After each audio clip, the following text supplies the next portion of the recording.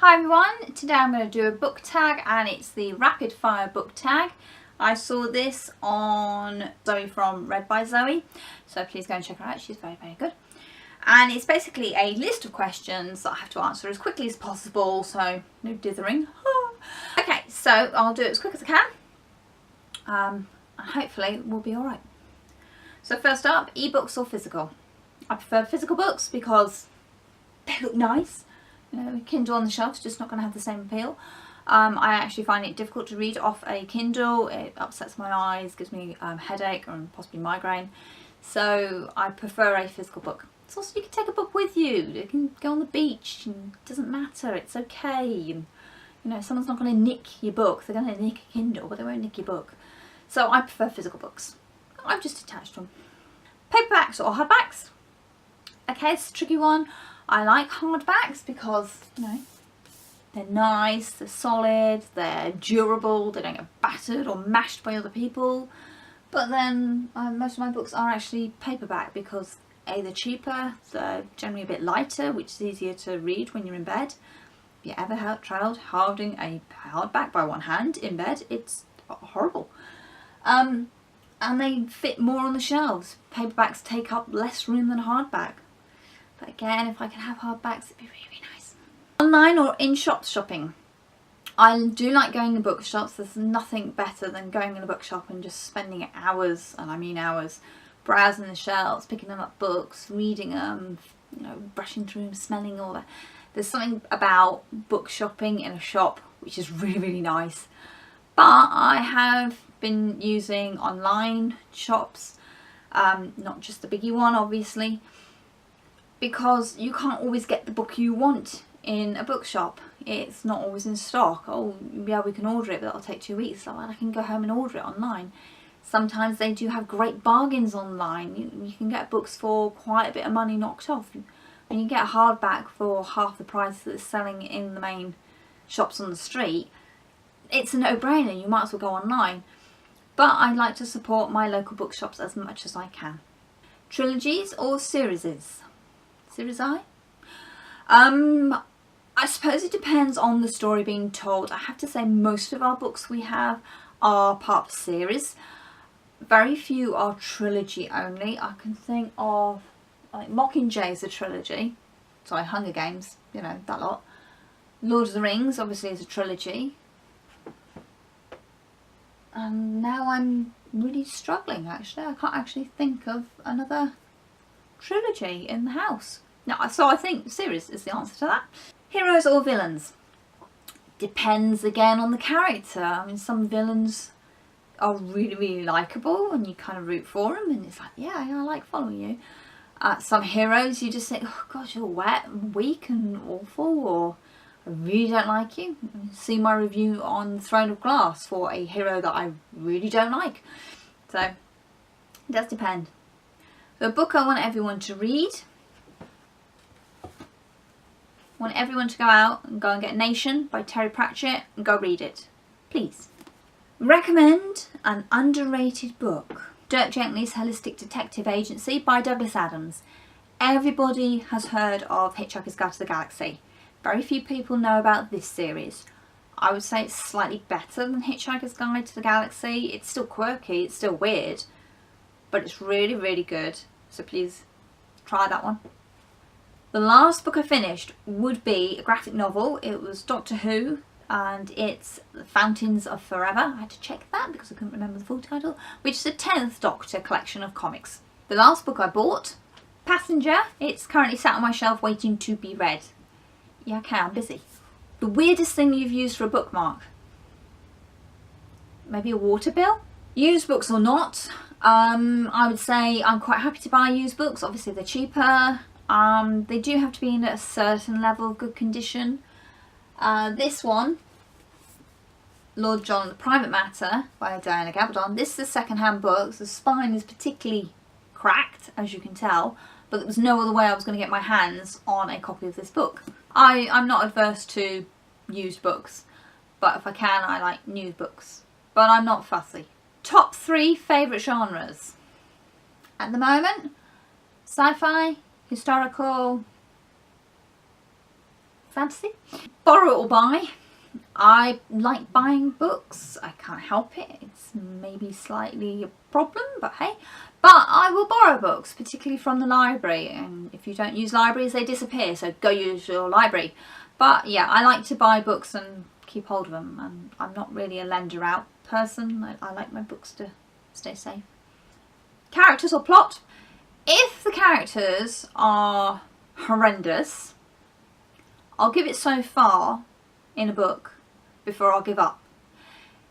If there is a decent plot in there, I will carry on, which, you know, I did for Throne of Glass.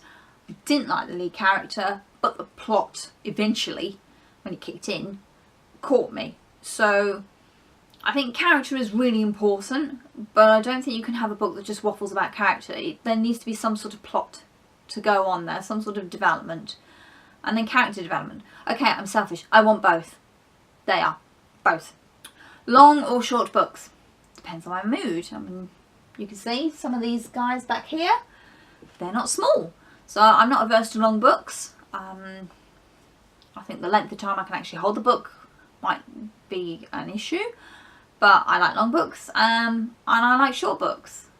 Some short books you read and you think, no, that could have been longer. And then you find out it's a series, and it's like, that's fine. I can live with that. So I think I like long books, but only if the story justifies the length of the book. If it's a long book for the sake of a long book, then nah. Name the first 3 books you think of. So I'm going to go with Cross Stitch, Game of Thrones, and mine's gone blank. Sherlock Holmes. There we go. How can your mind go blank? I'm surrounded by books. Okay, books that make you laugh and cry. So, I like funny books, but I don't want the humour to be forced. Dirk Gently is quite a funny book, but it's not overdone. Books that make you cry. I mean, some of mine, I cry at the drop of a hat. I cry at an advert on the telly, for crying out loud. So, most books will make me cry at some point, or sort of, you know, dry up. But, I think I prefer a book that hits the emotions at the right time. You know, it's funny because it needs to be funny, or makes you cry because that's the emotion that the writer wants you to have at that point. So yeah, God, some of these questions are really hard. Fictional or non-fictional worlds? I prefer fictional worlds. I find there's enough going on around me. I don't really want to read about it, so it's probably why I don't read much contemporary novels, because I'm just not interested in them. If there is a story set in a non-fictional world, I want it to have some sort of fantastical element, like the Fable Beast Chronicles, for example. They're set in our world, but they deal with the mythical and magical characters and all that, so it doesn't feel like it's set in our world at all, because that's not what's relevant to the story. Even though it plays part of it, it's not the main thrust of the story. So there we go. So yeah, fictional worlds. Audiobooks, yes or no? Do you know, I don't listen to many audiobooks.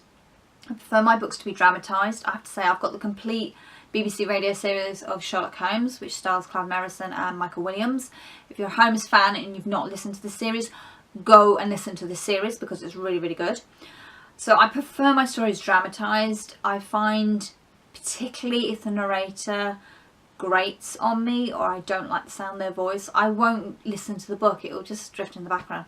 I feel like I ought to give audiobooks a proper go, but I'm really picky and choosy.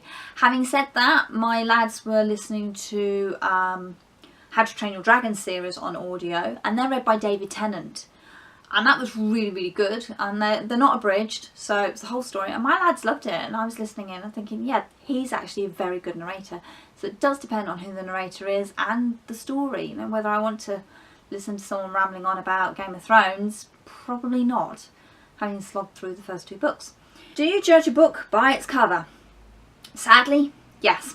I like pretty covers.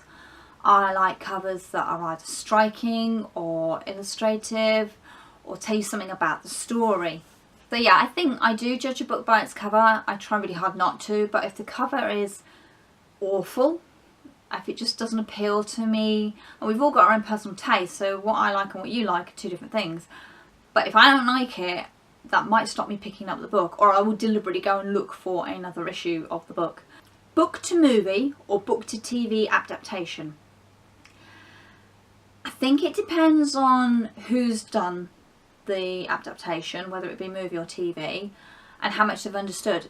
The Stormbreaker film, which is based on the Alex Rider series by Anthony Howitz, the film tried to do the book, but I don't think the people that were doing it actually understood it. Anthony did reply to a tweet saying, yeah, it wasn't quite what he wanted, and he was very disappointed with how the whole process turned out. It might have been a case of too many cooks. But when it's done well, say like Peter Jackson doing Lord of the Rings, he understood the material, and so he produced something that was really, really good. So sometimes a book to film works really well, but I couldn't see, it's like Game of Thrones, I couldn't see that being done well as a movie adaptation. You just miss so much out, it'd be awful. So I think some stories need the space of a TV series. They need those 10, 12, 13, 22 episodes to tell the book. And if you get the team behind it that understand it, like currently, I would say now, the current lot of Game of Thrones, rather than the early stuff, I think, which was heavily interfered with by HBO, because it's like, we want ratings, so give us boobs, you know. And it's like, that's really not the point. And something like Outlander, that's got a team that understands the story, and so they can adapt the book really well to fit the aspects of a TV series and make it a really good adaptation that's not necessarily word for word what's in the book, but you understand that the book is that show, it's there. I think Shadowhunters is probably the best example. They did a film, it was okay, but it missed so much out and it was rushed and all that. Whereas the TV series, I mean, some people have actually said the TV series is probably a bit too slow, but I think it actually gives the book time to breathe and time to set up this whole world.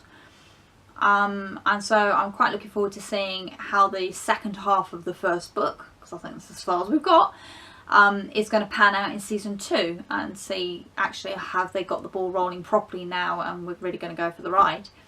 So I think that's a good example of the differences. So a movie or TV series that I prefer to the book. I think I'm going to go with The Hobbit on this one, which I know is going to be a controversial choice here. But The Hobbit book it's a children's book, and the very real term that means, it is a book for children. And what I like about the films is they know that fans of Lord of the Rings have probably at some point read The Hobbit, and they know The Hobbit ties into the Lord of the Rings story. So what they did was add all that information that was given to us later on in the appendices that J.R.R. Tolkien created for his world, and they've woven them in with the story of Bilbo and the Ring. And I think that's really clever how they've done it. I know a lot of people don't like it and thought, you know, how can you spread a children's book over 3 films? But when you see what they did and then understand why they did it, the fact that we are creating a history of these 4 books and the land and the mythology that Tolkien created in Middle-earth, and that's what we're going to do with these films. We're going to link the whole lot together, and we're going to show you where everything ties in, and how Bilbo finding the ring is a relevant thing that influences the whole Lord of the Rings, not just passing on to Frodo, but things going on in the background, the rise of Saruman and how he turned, and Sauron and how he came back. So I think that's a pretty good film version of a book, and I think it's better than the book. And last question, do you like series or standalone? I do like series books. I mean, as I said with the Trilogies question, I like stories that naturally progress.